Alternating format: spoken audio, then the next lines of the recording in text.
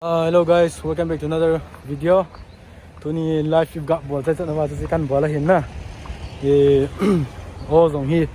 Asudo tapon. So tapi live in the ball tao vin. Tuni video in vetting penu hi hele ke ho kusunga khat velaya. Ngak ke solo itin na tamhan.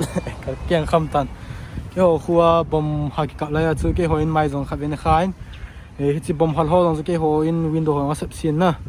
Bom shelter zong tham khat tong khamanin. Hitlaya video anamu hon amun dan to amun thin lo dan ban le hampa khul dan chuni he dingu hin to hi ahoi dan hi in ga ke va sa hoitin na chamcha he jong le video hi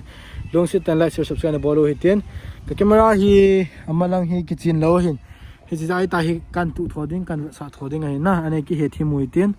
camera hoi ta ka in to Itzalai mon hi hin na to hi carpet grass hele kilom hi ai wang carpet grass nga ka kin chat be lo hin na so hi carpet grass hi carpet grass ta yaw mo hi hila wang hele hampa tha ho tu ven ano ma no mai tan na bomi na kha chai na mun si hoi ta ta na sa phau ven itzilang ho langa ho lango khu hin na itzilai thing phungo jong hoi ta na tu ven itzi lai ka oi ka wana hele anu ma num thei tan chi bom hung chu ong chu lang khana chu anum pona bom chu ni wang chu ai wang to hi smart that jing ai tan chi ga wana jong le chi lai abam chu na chu kan he sa kan sa ding ho hin na ki hoin chu chi lai chi oi chi ta mo camera ang chu chin hi na kaloi ten hi ya abana ke ho in chu chalai na chalai window khu an liang ha in to ho awam khana tu he chalai window khu ni liang ha apa me na kha na pen chu ilanga ku na hung ke ka ma hin na ilanga ku na chu ki ka ma ni thim du ha camera hi malanga bo ki chin phana hi chalai ya sung hi namu chu na chalai ya sung chilai ta hi bom na kha ai langa sung long leng thang rin na bom shelter do si long langa ho hi abon ina sim phatawen chalai hi le achung dan thum na khu ei mi ho ina hin uchong ten na amoy jong window leng hain aban le ichelanga bang ho ki sa thao hu hi le am ho bang ho bom achang thi chu lin tak ta ho na a ga kha o hi tan chalai ho jong hi hampa dim se jing kilu thailo na thim phung long dim jinga hin chalai ho jong hi tua an sa tha pha no wa hi smart that jinga hin na ti sai diam sai ei bi chu tele lai ma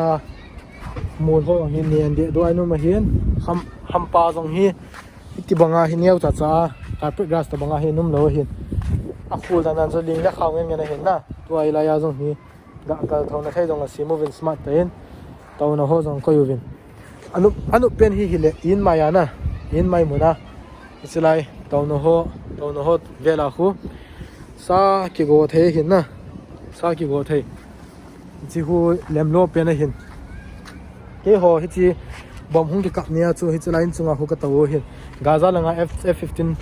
z fighter bom hut pen ba le helicopter hut pen na kavat lai ta wa chu khat yan le kap ki nu hin langa ho pangal hon jong langa hian ka mu wa chi ke ka tawin ten tui do na ka chi chat hin na ina kain ko ten jong bonin a hen la yin ke hoi ni actually ho na ama acha nu mai nu to apau chu ke ho thumba ko mu hin chunga chu kavat nu hin khujinga hin na ga za lang chu hichen ka wa ko na chu ke ong chu a khut wanga chu ki thanum na aji chu mon bom hi za langan kap do hi tan ka kum su tui ka don chale chewa dom hungi nga hin na chewa dom chule ke ho dinga siren hin siren na siren ga tia hi chu hungi in ten ichi ka jam lu zowa chu bom hung lenga an kha hin cham kha pi chu ke ho in mai la na sela ho vel chu a khul hazing in to hi anu ma nu mai tan na bom jong hung ha ke kap ki te pon a kap na lo jong so dei tan chan chu before and after jong ai te pon na ga ve sa mai u hin ji chu live for yen lang video ho azong khavya bom ina kha na pen chu nei hin ve sa uvin na ti ji uwa chu kan ve so hin next video ho hi ho yu duan bol de mo hin na kiong corona ka vai aku ni tam khong phadomen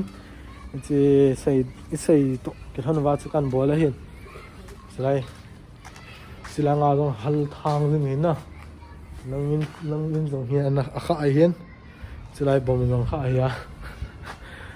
thinu sinin koi ma chu ke tong kha dong um pon na